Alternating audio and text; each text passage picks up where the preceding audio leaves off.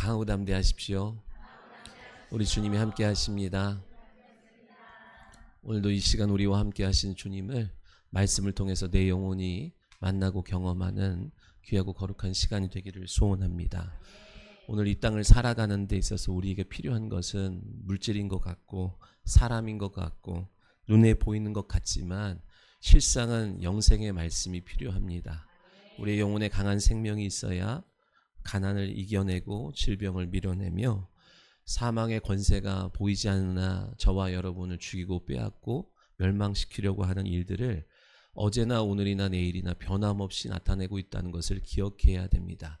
그래서 우리는 믿음으로 선한 싸움을 싸워야 되고 내 영혼을, 내 믿음을 지켜내야 되며 내가 내 영혼을 지킴으로 말미암아 내 자녀와 내게 맡겨진 영혼도 지켜내는 거룩한 일, 직임을 감당하는 성도가 되셔야 할 줄 믿습니다. 여러분이 오늘 은혜 받기를 소원하고, 은혜 받는다는 것은 내 생각과 동의가 됩니다, 그래서 기분이 좋습니다가 은혜가 아니에요. 오늘 내 영혼에 진리의 말씀이 비춰지기를 소원하셔야 됩니다. 그런 마음으로 있다가 보면 어느 날 주의 음성이 내 영혼 가운데 들려지는 축복이 시작될 줄 믿습니다. 오늘은 요한복음 4장 15절로 26절이에요. 요한복음이 너무너무 할 얘기가 많은데 욕심을 내면은 좀 그럴 것 같아서 고민하다가 또 다음에 또 할 시간들이 있을 것 같아서 좀 나눠서 하려고 합니다. 오늘은 요한복음 4장의 말씀을 통해서 나의 의지처라고 하는 제목으로 함께 하나님의 말씀을 나눌 때 그 말씀이 내 영혼에 그대로 들려지는, 여러분의 영혼의 분량만큼 수준만큼 들려지는 은혜와 축복이 있기를 소원합니다. 요한복음 4장은 좀 우리에게 특별한 말씀이에요. 왜냐하면 우리 교회가 요한복음 4장의 말씀의 터 위에 세워진 교회이기 때문에 그렇습니다. 그래서 여러분이 이 말씀을 많이 묵상하고 많이 읽고 들음을 통하여서 우리 교회가 이 말씀의 터 위에 세워졌기 때문에 여러분이 어떤 말씀보다 다 알아야 되지만 이 말씀을 더욱더 마음에 새기고 나아갈 때 견고한 교회가 되어 하나님이 마지막 때 귀하게 쓰시는 교회로 쓰임받게 될 줄 믿습니다. 그러니까 사랑샘 교회라고 하는 것은 단순히 사랑이 많고 다정다감하고 애정이 많고 애틋한 그런 게 많은 교회를 추구하는 의미로 사랑샘 교회를 말하는 게 아니에요. 세상이 보편적으로 추구하고 찾는 사랑을 여기서 찾으려고 하면 여러분 시험 듭니다. 물론 그런 사랑도 있어야 되지만 우리가 추구하는 사랑샘 교회는 사랑이 솟아나는다고 하는 이 사랑은 하나님의 사랑을 우리의 영혼 가운데 나타내 주러 오신 예수 그리스도, 그 진리 대신 진리가 솟아나는 교회라고 하는 거예요. 그래서 솟아나서 어떻게 돼요? 그 솟아나서 영적 목마름을 해결해 주는 교회로 하나님이 뜻하셔서 세우신 줄 믿습니다. 우리는 그 말씀을 의지하여 나아가는 교회거든요. 우리 안에는 줄 사랑이 없잖아요. 우리가 얼마나 잘해주면 얼마나 잘해주겠어요. 네? 여러분 제가 그랬잖아요. 군대 가면 군대에서 초코파이 주지요, 성당에서도 초코파이 줘요. 근데 거기는 오리온이고 여기는 롯데면 다 오리온 가요. 근데 절에서 그날 떡을 준다 그러면 초코파이보다 떡으로 간다 이 얘기예요. 그렇게 우리에게 좋은 것을 주는 것, 교회에서 옛날이야 우리가 못 먹고 살 때야 교회 가면 그래도 먹을 게 있고 떡볶이도 주고 그러니까 교회 가지만 요즘에는 내 돈 주고 사 먹는 게 훨씬 더 편하고, 그래서 교회에 그런 것을 얻기 위해서 오는 곳이 아니다라는 거지요. 그러니까 교회가 여전히 박애주의적인, 배고픈 사람 밥 주고 헐벗은 사람 옷 입혀주는 거, 그거는 사회복지사가 얼마든지 할 수 있는 거예요. 그건 나쁘다고 하는 것이 아니라 교회는 교회로서의 일을 감당해야 되는데 그것은 뭐예요? 그 영혼의 목마름을 해결해 주는 교회가 되기를 원하시는 것이 주의 뜻인 줄 믿으시기 바랍니다. 그래서 진리가 솟아나는 샘물처럼 우리 교회에서 진리가 솟아나서 어디로? 낮은 곳으로. 지난주에 말씀했죠. 갈릴리로 보내는 거예요. 그래서 진리를 흘려보내는 교회가 되라는 그 말씀을 의지해서 세워진 교회예요. 그래서 여러분 낮은 곳으로 영광을 필요로 하는 곳으로 가고자 하지 않는 사람은 우리 교회에 이렇게 같이 신앙생활하기가 불편해요. 왜냐하면 계속 강단에서 우리의 영혼의 영생의 말씀을 계속 선언하고 선포하거든요. 근데 많은 사람들이 어떻게 해요? 변형산에 올라간 베드로처럼 여기가 좋사오니 초막셋을 짓고 그냥 이렇게 있고 싶습니다. 나한테 잠깐만 불편한 소리 하지 마세요. 그런데 주님은 아니다. 산 밑으로 내려가라. 영광을 필요로 하는 곳으로 가라. 가라 하니까 불편하고 힘든 거예요. 그러나 여러분, 그래서 결국에는 자기 편한 데로 옮기는 사람이 있고 순종하여 주님이 가라 하시는 곳으로 움직여 나아가는 사람이 있는데 뭐가 복 있겠어요? 내 영혼을 위하여 순종하여 움직여 나가는 그런 성도가 복 있는 성도요 교회가 되는 줄 믿습니다. 저는 여러분의 영혼이 잘 되게 하는데 사명을 갖고 사는 사람이기 때문에 육체가 불편하다는 것쯤은 그냥 무시하고 가는 거예요. 아멘? 육체를 편하게 해주는, 내 기분과 감정을 편하게 해주는 교회를 찾으면은 많아요. 그렇다고 가란 얘기 아닙니다. 그러니까 많지만 여러분의 영혼의 복이 되는 곳에 있으라 얘기예요. 이 솟아나는 물은요, 낮은 곳으로 흘러가기 때문에 마음이 높으면 그 혜택을 받지 못해요. 그러니까 여러분의 마음의 높이를 날마다 점검하셔야 됩니다. 영생의 솟아나는 샘물의 방향은 어디라고요? 낮은 곳이고 목마른 영혼을 향하여 흘러가게 되어 있음을 믿으시기 바랍니다. 그곳이 얼마나 낮고 천하든지 상관없어요.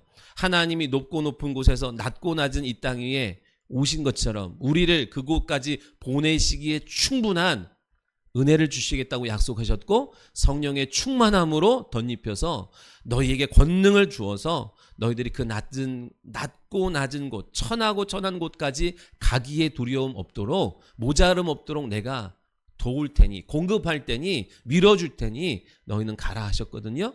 저와 여러분 가는 데 있어서 하나님께서 앞서 행하여 나가실 줄 믿습니다. 근데 낮은 곳이라고 하니까 사람들이 자꾸만 육신의 낮은 것만을 생각을 합니다. 그러나 솔로몬의 그 위치가 높았으나 그 마음이 겸손하여 낮으니까 어때요? 하나님의 영광이 그 안에서 솟아나지요. 그래서 능치 못함이 없어요. 그런데 마음이 높아지니까 어떤 일이 벌어져요? 그 솟아나던 샘물이, 영광이 마르기 시작하고 그의 인생으로 흘러들어오지 않게 됩니다. 이게 일시적으로 딱 끊기는 건 아니지만 서서히 그 마음이 교만하고 높으면, 그래서 하나님의 은혜를 구하지 않고 지금 내 통장에 있는 거, 내가 갖고 있는 이 신분, 내가 갖고 있는 인기만 갖고 해도 되겠다는 이 교만한 높은 마음이 있으면 어느 순간 하나님을 서서히 의지하는 분량이 줄어드는 만큼 하나님의 솟아나는 은혜가 그의 인생 가운데 말라가기 시작해요. 그래서 어느 순간 말라요. 메말라요. 영혼이 메마르고 은혜가 메마르고 물질이 메마르고 관계가 메마르고 건강이 메말라요. 그래서 충분히 넉넉하게 행하던 일들을 이제는 억지로 달달 볶아가면서 하게 되는 지경이 된다는 거예요. 그래서 복 있는 사람은요, 빨리 마음을 돌이킵니다. 높아진 마음을 허물기를 힘써요. 낮은 마음으로, 겸손한 마음으로. 여기서 낮은 마음이라는 것은 여러분 낮은 자존감을 뜻하는 게 아닙니다. 낮은 마음이라고 하는 것은요, 하나님의 은혜의 보좌 앞으로 나아가야만 된다는 거예요. 내가 이렇게 많은 돈을 갖고 있고 이렇게 많은 능력을 갖고 있고 지식도 갖고 있고 스펙도 갖고 있지만 그것이 나를 지켜주지 못하고 그것이 나를 만족하게 해줄 수 없고 그것이 나를 주장할 수 없다는 것을 믿고 나는 하나님의 은혜가 필요합니다. 나에게 이런 왕의 자리가 있고 이런 군사도 있고 명예도 있고 능력도 있고 남들이 다 나를 부러워하지만 저는 그것을 의지하지 않고 성령을 의지합니다. 그러니 성신을 내게 거두지 마시고 성령을 내게 거두지 마시고 이거 다 가져가셔도 되는데 내게는 성령을 주옵소서 했던 다윗의 낮은 마음을 하나님이 기뻐하셔서 최고의 축복은 무슨 축복이에요? 에? 최고인이 다윗의 길로 갔더라. 이게 최고의 축복인 거예요. 최고의 저주가 뭐예요? 그가 여로보암의 길로 갔더라. 그죠? 오늘 저와 여러분이 다윗의 길로 간다는 것은 항상 위치가 어떠하든지 겸손한 마음, 낮은 마음으로 하나님의 은혜가 필요하다는 마음으로 살아가는 그 성도가 다윗의 길로 가는 성도인 줄 믿습니다. 그렇죠? 오늘 사마리아 수가라는 동네. 오늘 말씀이요. 제가 수준이 부족하기도 하고 또 여러분이 들을 귀가 한정되어 있기 때문에 이거를 어떻게 설명할까? 쉽게 설명할까? 그 고민하다 어제 진짜 오늘 꼬박 샜어. 그래도 제가 능력이 더 많으면 더 쉽게 설명을 할 텐데 안 되는 거는 이제 제자와 훈련 때 하는 거고 들을 수 있는 만큼만 전할 수 있는 만큼만 전할 때 여러분에게 흘려 들어가기를 소원합니다. 오늘 사마리아 수가라는 성에 우물가에서 한 여인을 만나서 예수님이 대화하는 장면이에요. 오늘 이 말씀을 이해하려면 많은 재료들이 필요한데 그거 다 하면은 시간이 정말 너무 많이 들어요. 어떻게 이건 줄여서 되는 부분이 아니라 나눠서 해야 되는 부분이기 때문에 이런 말도 하면 시간 가는 게 안 돼. 근데 거기서 그분께 물을 구해요. 이 여인이 지금 위의 내용을 지금 생략하고 가는 거예요. 이 물을 마시는 자, 이 물, 지금 이 우물에서 준 이 물을 마시는 자는 또 목마르려니와 내가 주는 물을 마시는 자는 영원히 목마르지 않을 거야. 그죠? 그 말씀하세요. 내가 주는 물은 내가 주는 물 그 속에서 영생하도록 솟아나는 샘물이 될 것이기 때문이야. 그랬더니 이 여인이 놀라면서 그 물 좀 내게 주세요. 그래서 내가 이 물 떨어오지 않아도 되게 저에게 그 물을 주세요 하는 거예요. 여기서 여러분 이 물은 예수님이 주고자 하는 물은 내가 주는 물을 마시면 그걸 마시지 그러면 그 속에서 솟아나는 샘물이 되어 영원히 목마르지 아니할 거야라고 하는 이 말씀은 요한복음 7장에 성령을 가리키는 것인 줄 믿으시기 바랍니다. 성령께서 우리 안에 들어오셔야 솟아나는 샘물처럼 목마름이 없어요. 여러분 돈을 벌어도 목마르고 스펙이 좋아도 목마르고 하여튼 이 세상에 사람들이 부러워할 것을 다 갖고 있어도 목마른 거예요. 아멘? 그래서 더 여러분 얼마나 있으면 만족하겠어요?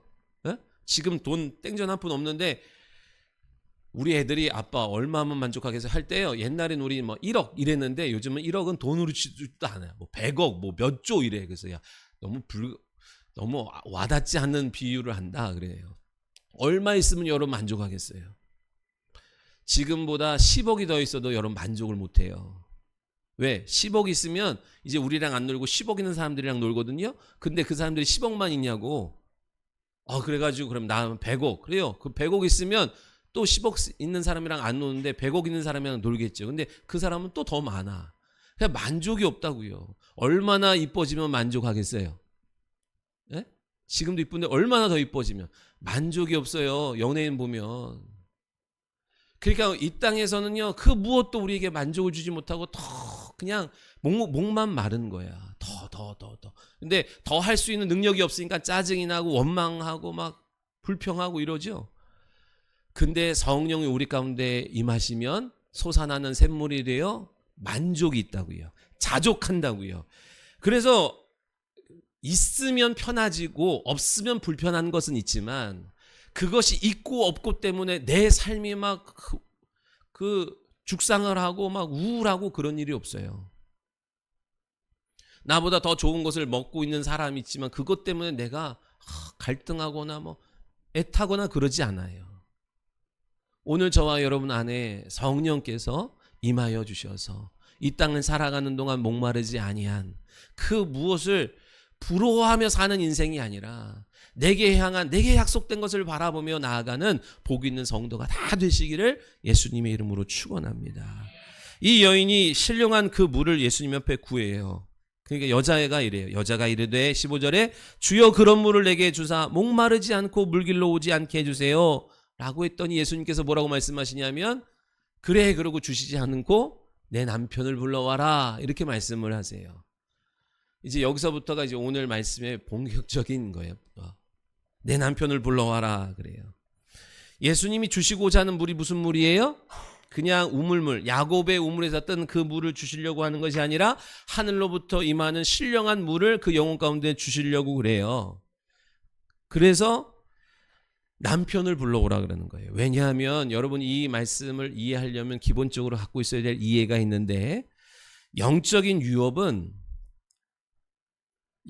유업의 그 유전은 남자의 씨를 통해서 흘러온다는 것을 여러분 기억해야 돼요. 여자는 생물학적인 유전이 있어도 영적인 유업, 영적인 유전은 남자를 통해서 와요. 여러분도 다 그걸 통해서 온 줄 믿으시기 바랍니다. 내가 여자든 남자든 상관이 없어요. 여러분 여기서 남자의 씨를 통해서 오지 않은 사람이 여기 어디 있어요? 그럼 본인이 예수님이라고 하는 거예요. 지금 다 남자의 씨를 통해서 오고 그것을 통해서 유전되어 와요. 영적인 유업고 유업도 영적인 문제도. 그래서 지금 예수님이 뭐라 하는 거예요? 가장 네 집에 호주를 불러다가 그 복을 받아야, 소유해야 다음 세대 자녀 자손에게 흘려보내니까 남편 데리고 와라고 말하지요. 지금 예수님이 여기서 무슨 말씀을 하시는 거냐면 영적 유전을 지금 설명하고 계신 거예요.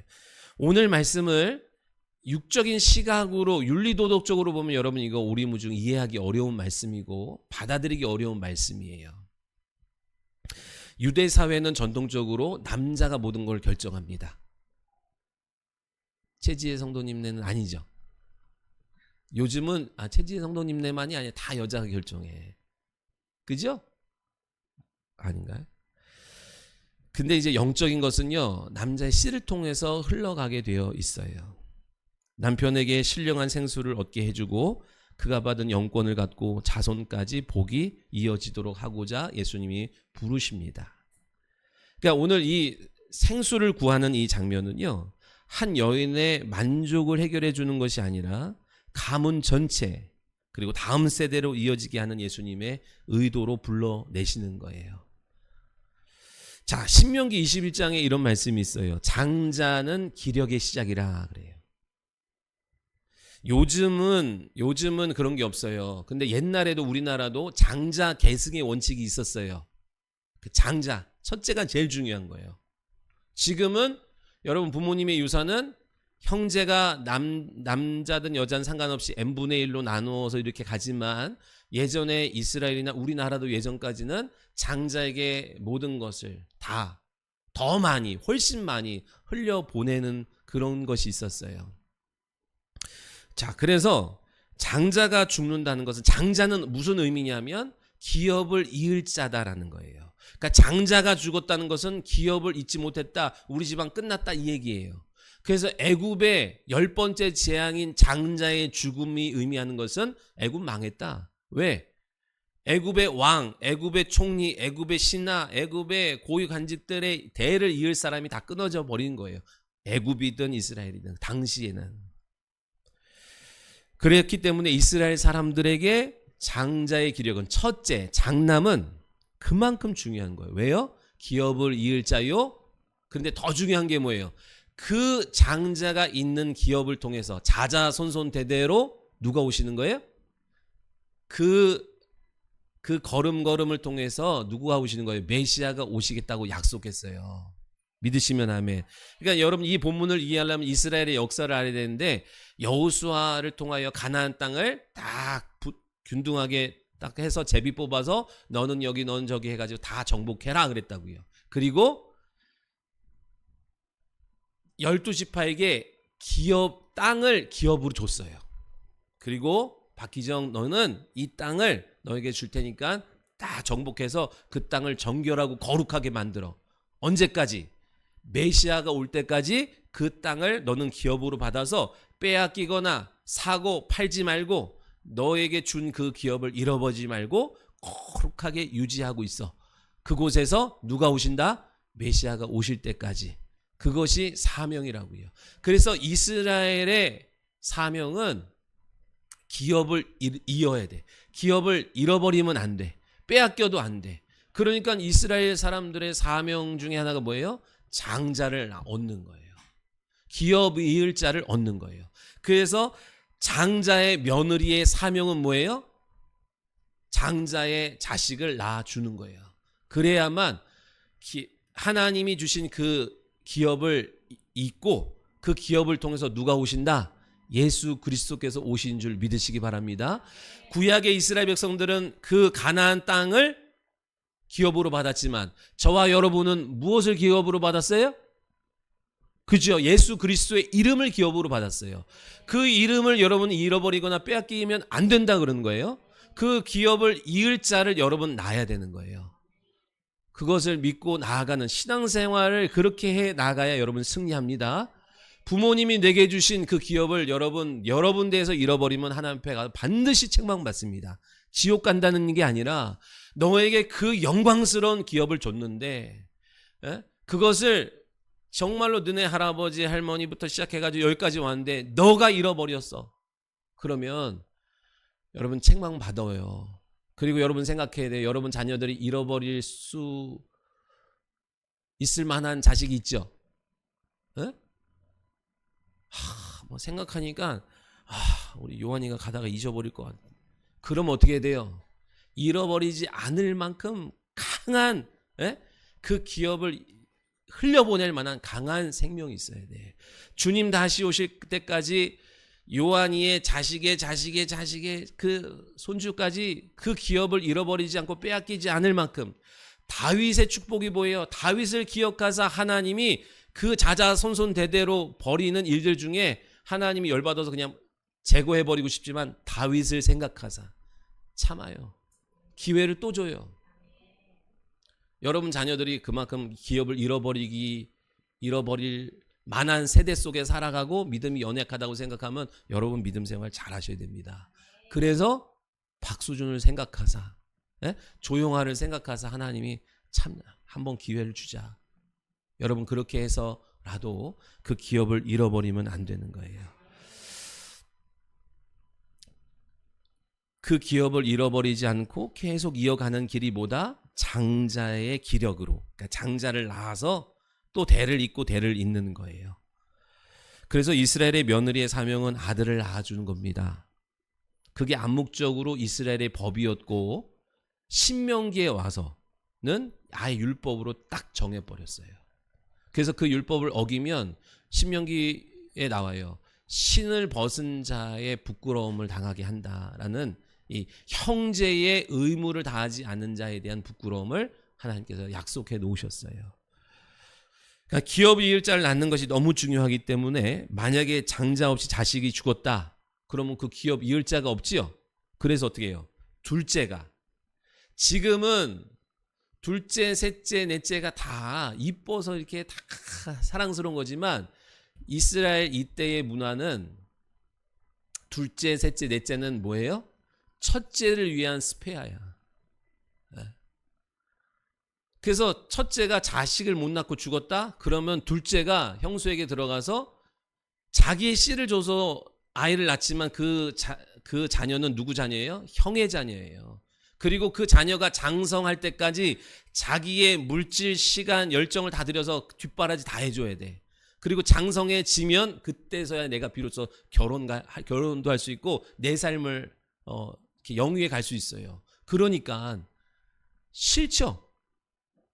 그죠? 나는 뭐야? 나는 없는 거예요. 둘째, 셋째는 없어요. 그러니까 여러분 보세요. 다윗이 8번째 아들이었거든요. 그 8번째 아들은 은연중에 있어도 그만 없어도 그만이에요. 오죽하면 다윗이 내 부모 나를 버렸다라고 여길 정도로 그랬다 얘기예요. 그렇게 둘째가 형수에게 들어가서 그 자식을 낳아주되 그 자식은 누구의 자녀예요? 나한테는 권리가 없어. 형의 이름을 따야 되고 형의 모든 것을 가져야 되고 그리고 나는 그가 장성할 때까지 다 뒷바라지 해줘야 되는 거예요.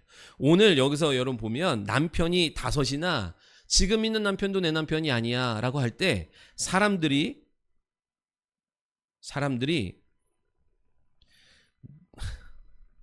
누가 저 목양실에서 내 컴퓨터를 만지나 보다. 야 놀랍다. 여기서 지금 모교환인가? 아니 그 모교환 저기 있네. 사무실에서 마우스 만지지 마세요. 네, 야 신기하네. 제가 꺼버려야 돼. 참 종이로 하다가 또 좀 발전해가지고 이런 거 했더니 이걸 어떻게 해야 될지 몰라서. 남편이 다섯이나 여러분 이 본문을 많은 학자들과 설교에서 부정한 여인으로 설교하는 경우들이 되게 많은데 그렇지 않습니다. 이 여인이 지금 하는 대화의 수준은 그렇게 막 살고 이 남자 저 남자 만나면서 막 사는 여자의 수준이 아니라 여러분 아주 수준 있는 거예요. 그래서 남편이 다섯이나 지금 있는 남편도 내 남편이 아니라는 이 말씀은 결혼 여러 번 하면서 이 남자가 좋을까 저 남자가 좋을까 그런 사람이 아니라 장자의 며느리로서 그 집안의 기업을 이으려고 하는 누구의 믿음? 다말의 믿음을 소유한 여인이었다는 거예요. 여러분 기억하셔야 돼요. 그러니까 이거를 설명하려니까 다말의 믿음도 설명해야 되고요. 롯의 믿음도 설명해야 돼. 근데 너무너무 중요해요. 창세기 38장에 보면 창세기에는 네 사람의 인물을 주되게 설명해요. 아브라함과 이삭과 야곱과 요셉이에요. 근데 자, 요셉의 이야기를 한창 이제 본격적으로 시작하는데 갑자기 창세기 38장에 누구 얘기가 나오냐면 유다와 다말의 이야기, 유다의 가정사, 낯뜨거운 부끄러운 어디다가 말하기 어려운 이런 유다의 가정사를 갑자기 거기 안에 끼워 넣었어요. 그만큼 중요하다 얘기예요. 사람들은 요셉의 이야기에 주목하지만 실질적으로는 그 모든 이야기 속에는 야곱에 대한 이야기요 유다에 대한 이야기가 있다는 것을 여러분 기억해야 돼요. 유다가 며느리를 얻었어요. 근데 그 며느리가 이방 여인이야. 가나안 땅의 여인이야. 그 이유도 또 다음에 설명해 드릴게요. 그 유다가 가나안 땅의 이방 여인을 며느리로 삼았고 그 며느리였던 다말이 그 집안에 시집이 들어와서 딱 봤는데 그 집안의 가장 보아 가치 있는 것을 딱 발견했어요. 눈에 보이진 않지만 물질로 환산할 수는 없지만 무엇이 진짜 가치 있는 것인지를 믿음의 눈을 떴다 얘기예요. 그래서 그것을 이어가는 것이 내 사명이구나 라고 하는 것을 발견하여 장자의 며느리로서 아들을 낳아야 된다는 것. 그냥 아들도 없는 사람이란 이런 말 들으려고 하는 것이 아니라 내가 아들을 낳아야 하는 진짜 이유는 나를 통하여 기업이 흘러가고 그 기업을 통하여 메시아가 올 거라는 사실을 이 다말이 발견했다 얘기예요. 그래서 이스라엘은 암묵적으로 장자의 며느리는 자식을 기업이 일자를 낳아줘야 되고 이것이 율법으로 딱 아예 정해져 버렸어요. 작동했어요. 그리고 그런데 그 율법을 지키지 않으면 신벗김 받은 자의 집이라 부를 것이라고 부끄러움을 당할 것이라고 하나님이 약속하셨거든요. 근데 다말이 유다의 집에 시집 왔는데 엘이란 남자랑 결혼해서 살고 있는데 엘이 자식을 낳아주지 못하고 죽었어요. 그러니까 유다가 아직은 믿음이 있어서 어때요? 동생 오난에게 오난 너가 둘째니까 형제의 의무를 다해서 형수에게 들어가서 자식을 장자의 기업을 이을 자를 낳아줘라 그랬다고요. 근데 아까 말했듯이 싫어요 좋아요? 나도 내 인생이 있는데 그냥 자식 하나 낳아주고 끝나는 게 아니라 그 자식이 장성할 때까지 뒷바라지를 다 해줘야 되고 그 이후에야 내 삶이 있으니까 싫다고요. 그래서 성경에 보니까 어떻게 하나님이 생명을 낳으라고 주신 건데 밖에다 설정을 해버려요. 그래서 여러분 오나니즘이라는 피임법이 있잖아요. 근데 하나님이 가증히 여겨요. 뭘 가증히 여겨요? 생명 내라고 준 건데 그것을 버려버린 거에 대해서 하나님이 가증히 여겨서 오난을 죽여버립니다. 그랬더니 이제 유다가 유다가 어떻게 생각해요? 옛날 우리 어른들 그러죠. 이거 남편 잡아먹는 뭐라고 막 이랬잖아요. 그것처럼 남편이 죽는 건 남편이 죽는 건데 그거 다 책임을 누구한테 돌려? 옛날은 여자에게 애 못 낳는 것도 여자 책임 다 뭐 그랬다고요. 근데 그래서 유다가 영적 유업을 잇는 거는 잊어버리고 이 자식이라도 살려야 되겠다 생각해서 어린 셀라를 안 줘요. 형제의 의무를 다하여 낳아야 되는데 아직 어리기 때문에 다말 너는 친정가 있어 그랬다고요. 그리고 이 셀라가 더 크면 그때 내가 보내줄 테니까 너는 기다려 그랬다고요. 다말은 오매불망 기다립니다. 왜요? 내게 맡겨준 사명을 감당하는 것이 내 영혼의 복이라고 하는 사실을 알았기 때문에 계속 기다려요. 반대로 유다는 다말이 죽기를 기다려요. 다말이 죽기를 기다린다는 것은 생명을 끊는 죽는다는 그것만을 말하는 것이 아니라 여자로서의 그 기능을 다하는 것. 그래서 경수가 끊어지기를 기다려요. 그래야 내 아들을 주지 않고 내 아들이 죽지 않을 것이고, 그러면은 이제 셀라를 통해서라도 어떻게 해보겠다는 하나님의 법에 따른 흐름이 아니라 나름 자기가 이렇게 저렇게 해보겠다는 생각이 들어옵니다. 그런데 다말은 계속 생명을 찾아요. 한쪽은 사망을 찾고 한쪽은 생명을 찾아요. 이 사망과 생명이 충돌해요. 누가 이기겠어요? 빛과 어둠 싸우면 누가 이기겠어요? 당연히 빛이 이기죠. 생명이 이기죠. 하나님이 생명을 나타내려고 하는 다말의 의지에 손을 들어주세요. 그래서 기회를 주십니다.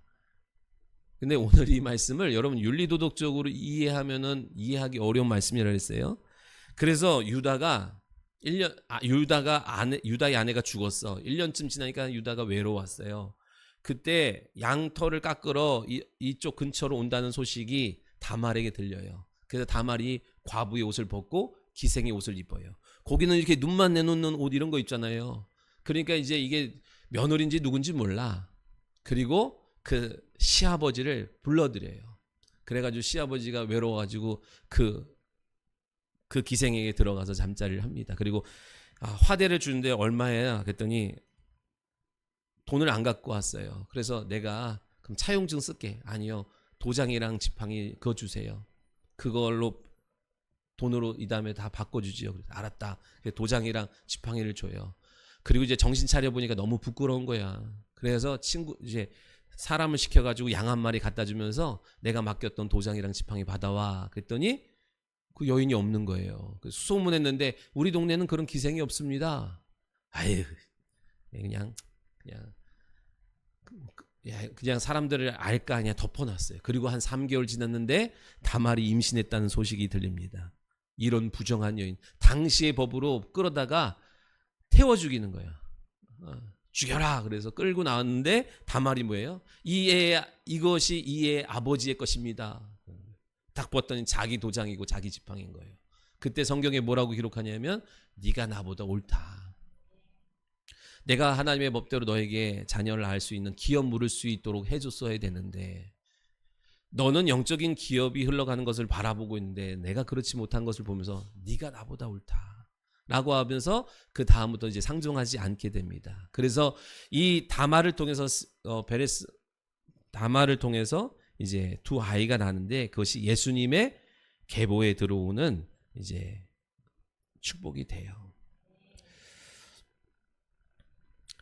수단 방법을 가리지 않고 장자의 며느리로서 기업을 이을 자를 준비하려고 하는 이 다말의 사명을 하나님이 그 마음을 중심을 보셨어요. 그것이 얼마나 컸던지 하나님이 그를 축복하셔서 그런 기회를 더하여 주세요. 그 다말의 믿음을 누가 가져요? 룻이 가져요. 나오미의 며느리 룻이 갖고 그 믿음 어떻게 하든 기업을 이을 자, 이 기업을 잃어버리지 않고 하나님의 명령, 그 메시아가 하나님이 오실 때까지 이 기업을 지키겠다라는 마음을 가졌던 또 한 사람의 그 믿음을 가진 사람이 누구예요? 오늘 수가성 사마리아 우물가에 있는 여인이었다 얘기예요. 여러분, 이 수가성 사마리아는 믿음을 잃어버린 지역이에요. 북이스라엘의 수도였지만. 근데 거기서 이 여인은 뭐 하는 거예요? 믿음을 지키느라고 거기서 고군분투하고 있었던 여인이었다는 거예요. 오늘 이 말씀은요, 남편의 이제 개념에 대해서 좀 여러분 이해해야만 본문을 이해할 수 있어요. 남편은 뭐예요? 남편. 여러분에게 남편은 뭐예요? 남의 편이에요? 여러분 남편 최고는 왜 결혼했어요? 의지처로 남편을 보통 삼아요. 근데 알겠지만 그 남편이 나의 온전한 의지처가 될 수 없다는 거. 짐이 되면 됐지 의지처가 될 수 없다는 거. 남편들도 기억하셔야 돼요. 남편들이 의지하고 싶어서 결혼도 했고 여러분의 의지처, 또 다른 의지처가 있어요. 남자들은 또 다른 여자라는 게 아니라 물질이든 사람이든 이 의지하는 게 있다고요. 그러나 그것이 온전한 의지처가 될 수 없지요. 지금 오늘 이 사마리아 여인이 의지하고 순종하는 것이 뭐냐면 뭐였어요? 이걸 이해하는데 조금 여러분 어려울 수 있어요. 그 여인이, 이스라엘의 남편이 뭐냐면 율법이에요. 율법을 의지하면서 하는 거예요. 율법이 정한 장자의 며느리로서의 기업을 이어야 한다는, 낳아줘야 된다는 사명을 갖고 살아요. 그런데 이 사마리아 여인이 남편이 5이나 기업 물을 자가 없었어요. 남편이 5이나 됐지만 기업을 잊지 못했다는 이 비유는 기업을 이으러 오시는, 기업 물을 자로 오시는 예수님에 대한 예표예요. 한 번에 이해 안 돼도 돼요. 그냥 들어오면 도시면 돼요. 왜? 자, 이거는 단순히 육적인 사람과 사람의 이야기로 여러분 이해하기보다 비유니까 잘 보세요. 남편을 의지처요 여기며 살았어. 그래서 그 남편을 통해서 기업을 이으려고 했는데 기업을 잊지 못해. 남편이 5이나 있었지만 잊지 못했다. 그 남편은 무엇을 상징하냐면 율법을 상징하는 거예요. 율법을 의지한 사람은요 생명을 낼 수가 없어요. 저와 여러분의 신앙을 또 점검해야 돼. 내 신앙생활에 열심은 있으나 그것이 율법의 열심이라 그러면 약속된 생명이 나타나지가 않아. 하나님은 애통해 하는 거거든요. 그러니까 너 뭘 의지하냐? 저도요 오늘 이 말씀을 보면서 내가 뭘 의지하나, 은연중에 나의 그 율법적 신앙관을 자꾸만 의지해요. 왜? 그게 편해. 자녀를 대할 때도 내 안에 있는 율법적 신앙관을 갖고 대하는 게 아직도 여전히 자연스럽고 편해요. 그러나 그것을 통해서는 내 안에서 생명의 열매가 나타나질 못해요. 그러니까 오늘 말씀은요 기업 물을 자로 오신 예수님에 대한 예표라 그랬어요. 예수님만이 첫 아담을 대신해서 기업을 물을 자가 되십니다. 우리는 며느리지요. 장자의 며느리예요. 먼저 온 장자가 누구예요? 아담. 율법에 속했던 그 아담으로는요 자식을 못 낳아. 여러분 율법에 속해 있고 첫 번째 아담에 속해 있는 사람은 절대 여러분 열매를, 생명을 못 냈습니다. 두 번째로 오신 예수 그리스도께서 우리의 기업을 물을 자로 오시는 거예요. 우리는 여자나 남자, 우리 모두 여기 여성도 있고 남성도 있지만 우리는 다 교회라고 했고 교회는 여성 명사를 쓴다 그랬어요. 그래서 우리는 남자이면서지만 신부라고 했어요. 여러분 자꾸만 나 남자인데 왜 신부라고 그러냐고 그러진 말을 하면 안 돼요. 우리는 신부고 신랑 되신 예수님을 맞이하는 신부인 거예요. 믿으시기 바랍니다. 그러니까 우리가 신부된 교회가 율법 안에 머물러 있으면 절대로 생명의 열매를 낼 수 없어요. 기억하셔야 돼요. 우리는 기업 물을 자로 오신 진리 되신 예수님을 소유한 교회요 성도가 되어야만 우리 안에 생명이 나타나는 거예요. 하나님이 주시는 생명, 율법의 종교화가 되지 아니하고 진리와 성령으로 예배하는 참된 예배자가 될 수 있다는 사실을 믿는 저와 여러분 되기를 소원합니다. 로마서 7장 1절로 3절 우리 한번 볼까요? 같이 한번 읽어보겠습니다. 읽어봅시다. 형제들아 내가 법 아는 자들에게 말하노니 너희는 그 법이 사람이 살 동안만 그를 주관하는 줄 알지 못하느냐. 남편이 있는 여인이 그 남편 생전에는 법으로 그에게 매인바 되나 만일 그 남편이 죽으면 남편의 법에서 벗어나느니라. 그러므로 만일 그 남편 생전에 다른 남자에게 가면 음녀라. 그러나 만일 남편이 죽으면 그 법에서 자유롭게 되나니 다른 남자에게 할지라도 음녀가 되지 아니하느니라. 아멘. 이거를 여러분 육적인 이 땅의 윤리도덕적인 말씀으로 이해하니까 여러분 안 되는 거예요. 여기서 주고자 하는 여의 남편은 율법을 의미하는 거예요. 기억하셔야 돼요. 여러분 범죄하면 법이 처벌을 하지요. 네? 법이 처벌해. 근데 법이 무효화되고 나를 처벌할 수 없게 되는 길이 뭐예요? 법이 사라지거나 내가 죽거나 하면 그래요. 여러분 뉴스에서 보면 검찰이 누구를 조사해. 근데 그 사람이 자살해서 뭐 죽었어. 그러면 뭐래요? 공소 없음 그러죠? 더 이상 수사 안 해요. 공소 없음으로 종결해 버린다고요.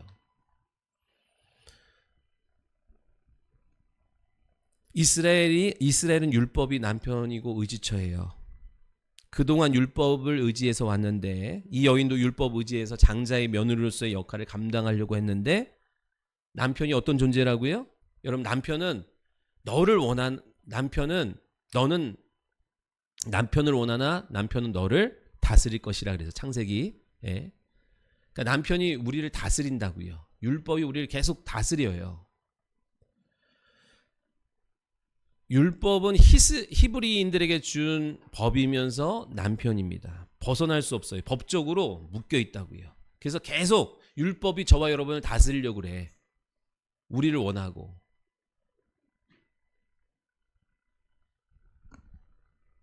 남편과 왜 결혼했어요? 의지처라고 생각해서 결혼했는데 그 남편이 계속 우리를 다스리고 주장합니다. 그런데 깊이 들어가면 여러분 이제 이 말씀, 우리도 그렇잖아요, 여러분. 남편 아까 그랬잖아요. 의지처로 생각해서 결혼했지만 남편은 온전한 의지처가 되지 못합니다. 이제 이런 거죠, 여러분. 내가 필요해. 나를 도와줘. 그래서 남편이 도와줘요? 아니요. 남편이 도와주고 싶을 때 도와줄 만할 때 도와줘요. 근데 진짜 필요한 건 뭐예요? 내가 도움을 필요로 할 때 도와주는 게 진짜 의지처예요. 죄송하지만 저도 남편인데 저의 사모가 도와달라고 할 때 도와줄 수도 있고 못 줄 수도 있고 도와주고 싶어도 도움이 안 될 수 있어요. 온전한 남편이 안 된다 얘기, 의지처가 안 된다는 거예요. 누가 온전한 의지처가 돼요? 다 여기 계신 모든 분들이 신랑 되신 예수님을 본인의 의지처가 되게 해야 돼요. 여러분 만약에 남편이 너무 잘해준다, 박선미 선생님 너무 잘해줘, 너무 잘해준다, 그것도 문제가 됩니다. 그래서 진짜 의지처가 되시는 신랑 되신 예수님을 오늘 내 육신의 남편이 너무 잘해줘가지고 생각하지도 못한다? 그것은 불행이에요. 그런 일이 있을라나 모르겠지만 진짜는 여러분 남편에게서 찾을 수 없고 아내에게서 찾을 수 없고 이 땅에서 그 어떤 의지처가 없다는 것을 발견하는 것이 복인 줄 믿으시기 바랍니다. 예수님 안에서 지금 이 말이 뭐예요? 로마서 7장 1절로 3절의 말씀이 뭐냐면 예수 안에서 율법의 효력이 끊어진다 얘기예요. 아까 그랬죠? 우리가 뭘 잘못을 했어. 그러면 남편 의지처라고 생각해서 남편에게 갔는데 이 남편이 맨날 율법으로 우리를 다스려. 정죄해. 눌려. 근데 우리가 새로운 남편을 만나는 거예요. 누구요? 예수 그리스도를 만나. 예수 그리스도 안에 들어오니까 어떤 일이 벌어져요? 율법의 효력이 멈춰요. 왜요? 우리가 예수 그리스도께서 우리의 율법의 모든 것을 담당하셔서 죽으셨거든요. 그리고 우리는 세례 받음으로 말미암아 그리스도와 연합이 돼서 우리도 죽었어요. 우리가 예수 그리스도와 함께 십자가에 못 박혀 죽었나니 그래서 율법의 공소가 없음으로 끝나는 거예요. 더 이상 율법이 우리를 주장하거나 우리를 다스릴 수 없게 된다라는 말씀인 거예요. 이 여인이 율법 의지에서 자식을 낳으려고 했지만 낳을 수 없었어요. 여러분 근데 제가 그런 말씀 드렸잖아요. 율법을 진짜 잘 지키면 율법이라는 한약을 잘 마시면 율법의 효과가 나타난다 그랬죠? 대부분 율법주의여서 문제가 되는 거예요. 율법주의는 율법을 제대로 안 지켜. 보는 데서만 지키고 안 보는 데서 안 지키는 거예요. 근데 율법을 진짜 잘 지키면 완벽하게 율법을 진짜 잘 지키면 어떤 효과가 나타나냐면 내가 율법을 못 지키겠구나. 왜 못 지켜요? 내가 죄인이니까 난 율법을 못 지키겠구나. 죄인인 것을 인정하는 효과가 나와요. 그러니까 율법을 주신 목적은 죄인인 것을 알라고 주신 거죠. 근데 율법을 줘도 자기가 죄인 것을 모르는 이유는 율법을 대충 지켰다 얘기예요. 근데 율법을 잘 먹은 사람은 철저히 율법대로 살려고 한 사람은 반드시 율법의 효과가 나타나는데 어떤 효과다? 내가 율법을 지킬 수 없는 죄인이구나. 그때 누굴 만나요? 죄인을 구원하러 오시는 예수님을 만나요. 믿으시면 아멘. 이 여인도 이 다말의 믿음을 갖고 있던 사마리아 수가성의 여인도 이 다말의 믿음으로, 율법의 믿음으로 어떻게든 자식을 낳아보려고 세상의 세속의 물결에 휩쓸리지 않고 어떻게든 율법대로 해보려고 했는데 안 되는 거예요. 그래서 누가 찾아오세요? 예수 그리스도께서 찾아오시는 거예요. 율법 잘 지켜서 그러니까 율법을, 이게 헷갈리면 안 돼요. 율법을 잘 지켜서 참 너 율법을 완전히 지켰구나 해서 찾아오신 게 아니라, 율법을 잘 지키려고 하다 보니까 뭘 알게 돼요? 나는 율법을 온전히 지킬 수 없는 자구나 라고 하는 것을 그 심령 속에 이제 깨닫는 거예요. 그러니까 그것을 기가 막히게 아신 예수님께서 그 땅에 그 여인에게 찾아가시는 거예요. 내가 죄인이라고, 그러니까 내게는 선한 것이 없다고, 하나님만이 나의 도움이고 하나님만이 나의 구원이라고 고백하는 자, 그곳이 어디든지 주님은 찾아가십니다. 믿으시면 아멘. 여전히 내게 선한 것이 있고 내게 희망이 있고 내가 갖고 있는 것으로 소망이 있다고 생각하는 사람은요, 주님 만나기가 더뎌요. 기억하시기 바랍니다.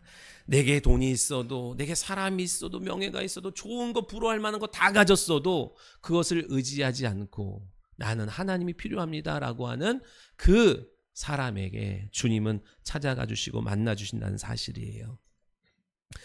갈라디아 4장 여러분이 배워서 알겠지만 율법과 복음에 대한 비유를 아주 자세히 말씀하고 있어요. 4장 27절이에요. 한번 읽어볼까요? 4장 10절 시작. 기록된 바 잉태하지 못한 자여 즐거워하라. 산고를 모르는 자여 소리질러 외치라.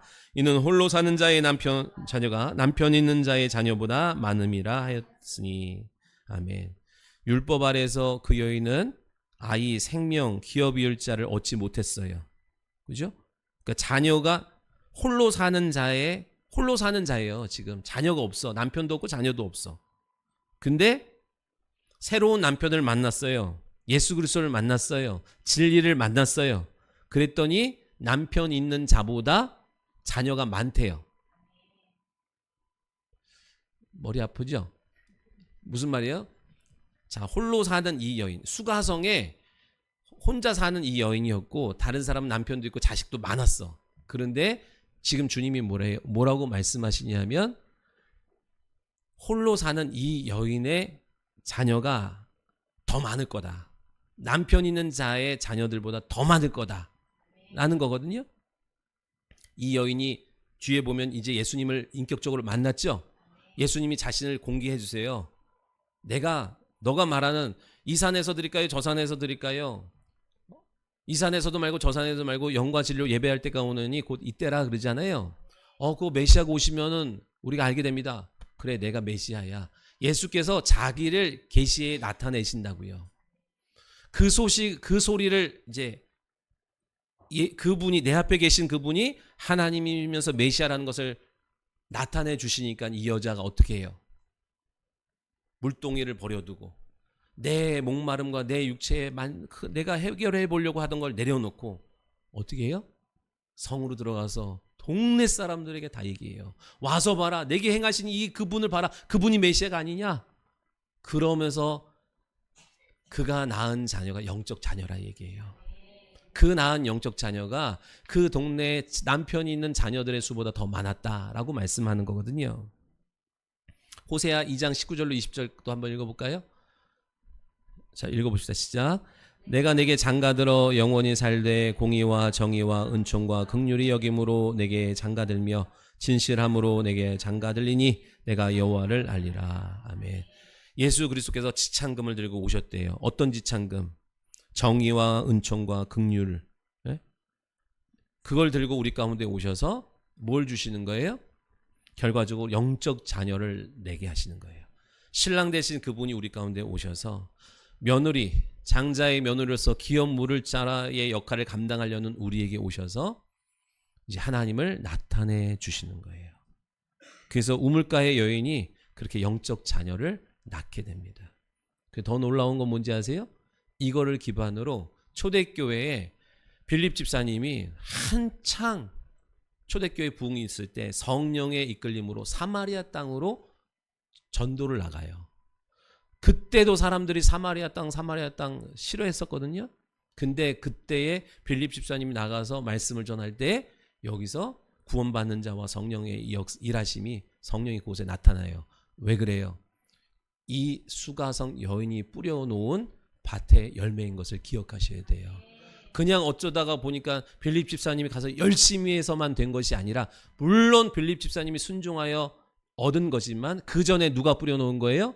수가성 여인이 예수 그리스도를 인격적으로 메시아인 것을 발견하면서 그분이 내 영혼에 들어오셔서 내 영혼의 영적 유업의 기업을 이을 자로 받아들이자.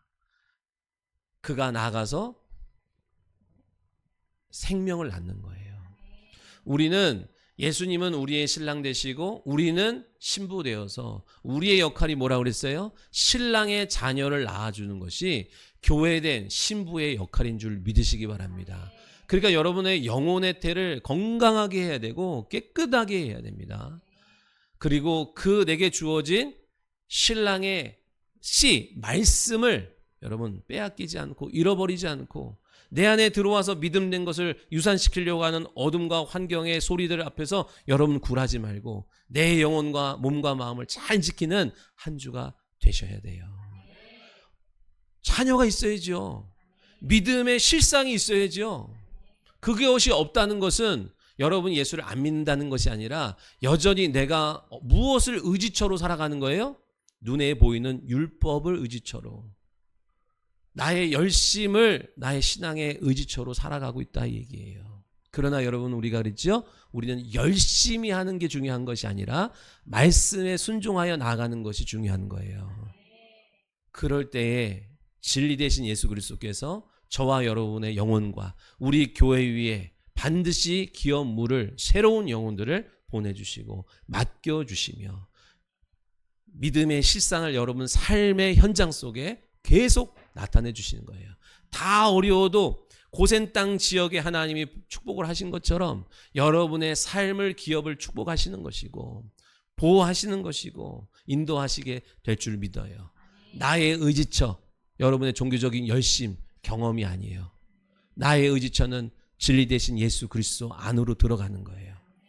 그럴 때 그분이 내게 신랑으로 와주시고 내게 약속하신 지창금을 갖고 들어와 주시어서 하나님을, 예수 그리스도를 비로소 진짜 알아가며 참된 신랑으로서 나의 필요를 해결해 주시는 거예요. 신랑 되신 예수님을 남편으로 모시고 있으면 여러분 필요로 한 게 있죠. 근데 여보 나 이것 좀 해줘요. 그러면 여러분 남편이 다 해줘요? 다 해줘요? 이재용도 다 못 해줄걸요? 그 부인이 해달라는 거 다 못 해줘요. 왜냐하면 돈으로 해결하지 못하는 일들이 우리 가운데 너무 많기 때문에. 그래서 이 땅의 의지처 신랑은 내가 해결해 달라고 하는 거를 다 해결 못 해주고, 그러나 진짜 나의 의지처 되신 예수 그리스도께서는 내가 언제든 무엇이든 나의 필요를 구하면 들어 응답하여 주세요. 채워주세요. 도와주세요. 그것을 믿고 나아가는, 그래서 나의 신랑 되신 예수 그리스도 앞으로 나오셔야 돼요. 아멘. 그 예수님을 의지처로 생각 안 하고 육신의 남편을 의지처로 생각해가지고 남편만 닥달하면 여러분 과로로 쓰러집니다. 예수님을 의지처로 삼고 그분 앞에 엎드려 간구하세요. 그러면 주실 줄 믿습니다. 기도하겠습니다. 살아계신 하나님 감사합니다. 오늘